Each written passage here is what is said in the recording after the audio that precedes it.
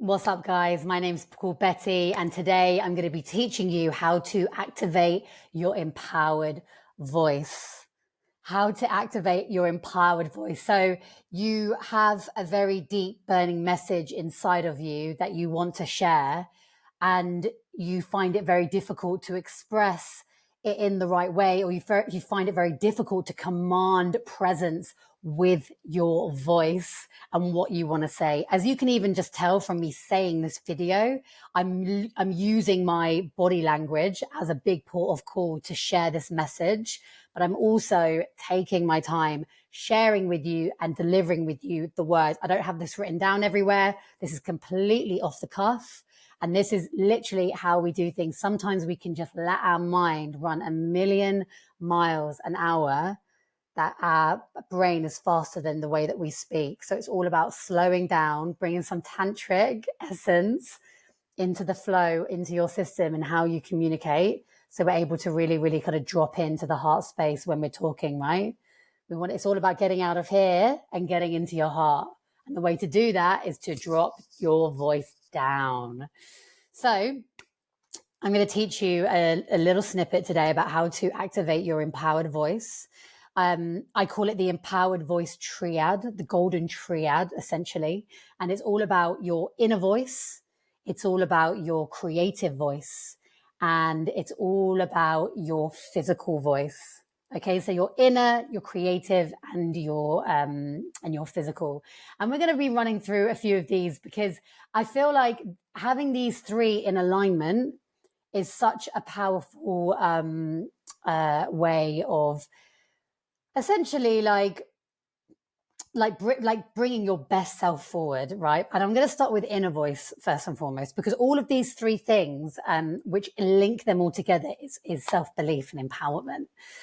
If you don't feel good in yourself, if you're not feeling empowered in yourself, then none of these will be activated inside of you. Your physical voice will be really quiet. Your inner voice, you won't even be listening to that. And your creative voice will just be blocked. You won't even be able to access this expression and this way of being able to just speak words really from your heart and really from your truth. And from a space of like passion, not a place of like trying and striving and doing. So I want to talk to you about the inner voice first and foremost. Such an integral part. Your inner voice. There's two layers to your inner voice. The first layer of your inner voice is listening to your gut. So your voice is a bridge, and your heart and your mind are basically, so your mind has your thoughts and your heart is where you act.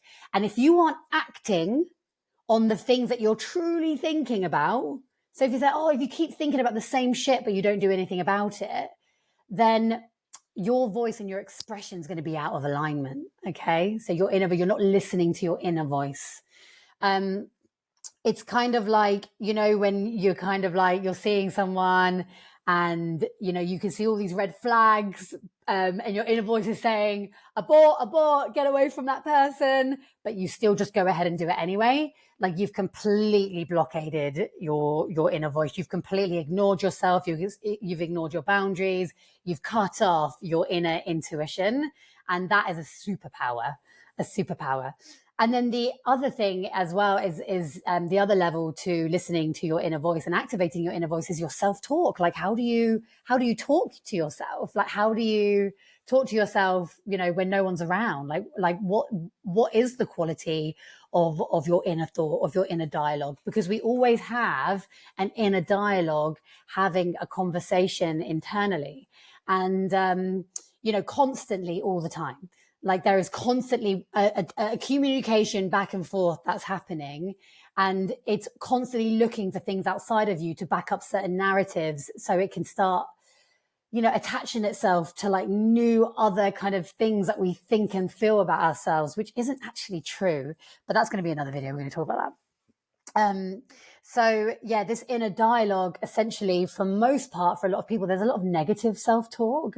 And negative self-talk can look like something like you see somebody looking really nice and then you just wish that you look like that. Oh, like I don't look as good as that. Or you put them down, right? So negative self-talk is also putting another person down. it's because that's inside of you. Nobody can hear you and nobody knows what you're saying. So you're receiving the judgments that you're putting out. It's actually how you directly feel about yourself. So really just drumming in just your inner voice. And how do we change this? How do we change and transform the quality of our inner voice? So two very key things. First and foremost, to listen and to tune better into your inner voice, you need to kind of learn more about it. You need to get to know your inner voice a bit more.